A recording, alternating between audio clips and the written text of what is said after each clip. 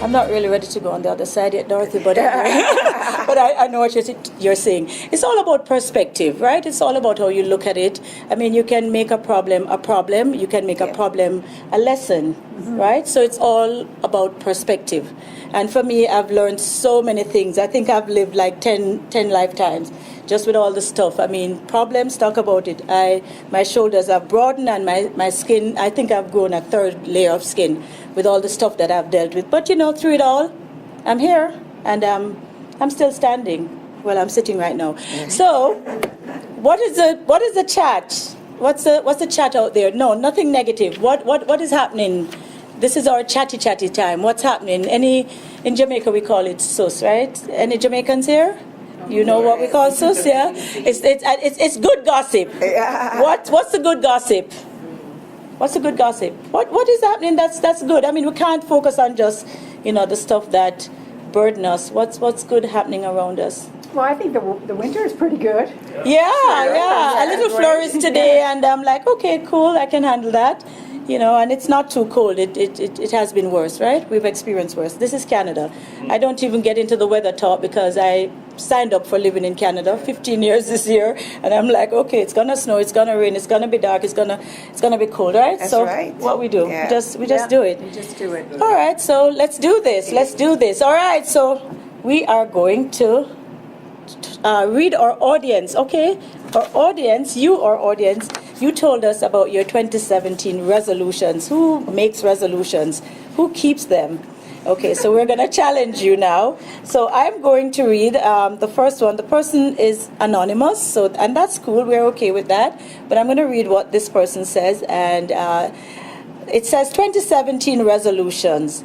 Things I want to change. Limiting beliefs and negative self-talk. Yes, that's a good one. Yeah.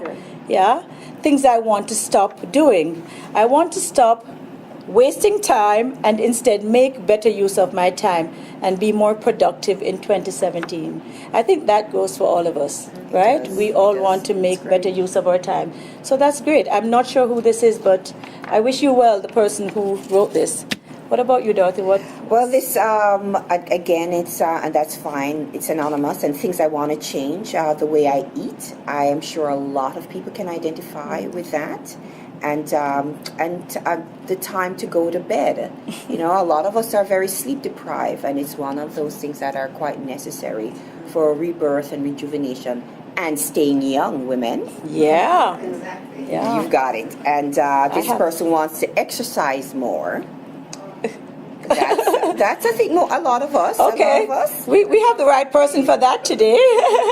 And this person says that they want to stop giving away my stuff, too much kindness. Be more outspoken. So that's yeah. I was going to say that was mine, except to be more outspoken. Yes. You are already outspoken. Okay. You've got that covered. Okay. So, Phyllis, do you want to read one of yours? Yes. This is really great. Again, it's anonymous, and that's absolutely perfect. Things I want to change is improve my health and change my career. Now that can go for a lot of people as well. If you're in a job that you're not really happy, I think that changing your career is a good thing, because when you think of the hours that you put in every single day and week and month and year in something that you're not really happy in, you're not really serving or being true to you. So it is big to change your career, especially if you've been with something for a long time. So that is a big one.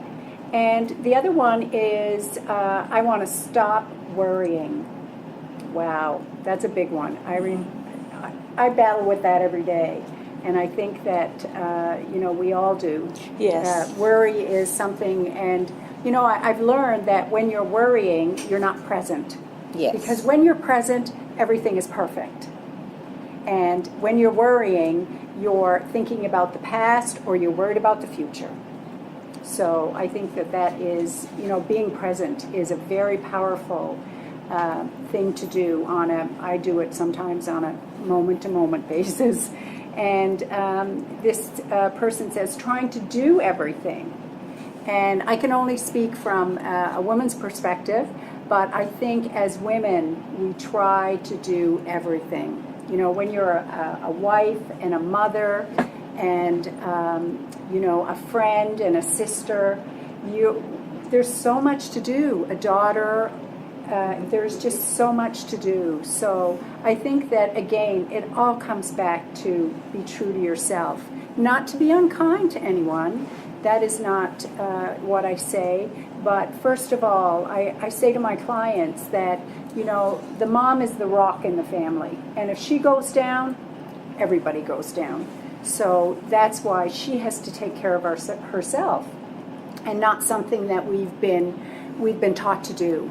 We've always been taught to take care of everybody else. So that's really great. Thank you to this person. Okay, so Dorothy, do you want to read one more? Yes, and I think these are great. This one, yes, we know this exercise more. This person wants to read more books, which is great. A reader is a leader. Get more organized with their clothes. I'm taking it, and remain calm, patient, and encouraging to myself, to whomever wrote this. And that's really great. And what I like about what we're doing here is that these are all authentic, straight from the heart. There's no pretense here, because if anybody feels that they're perfect, they probably are on the wrong planet. Yes. You know, we're all They need to be on the other side. on the other side. That's when you get perfect. So I like this, encouraging and loving to myself, which goes to a lot of what we've been talking about, Phyllis. Part of being loving to yourself is just to being present and enjoying where you are at that particular place in time, or that particular point in time, or with that particular person in time, and not carrying, you know, what worry or whatever you want, protruding that on a future that might never happen. But being present. Here's another great one.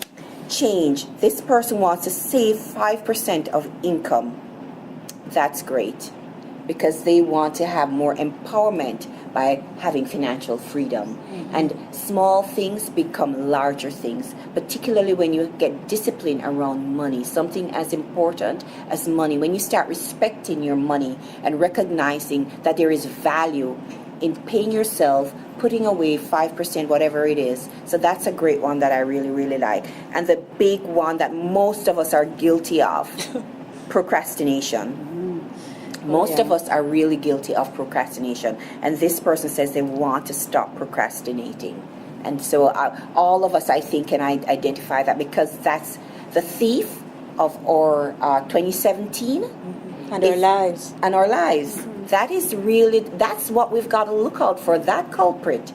Yes. Procrastination. Yeah. Is if we're not very mindful, it's quite stealth.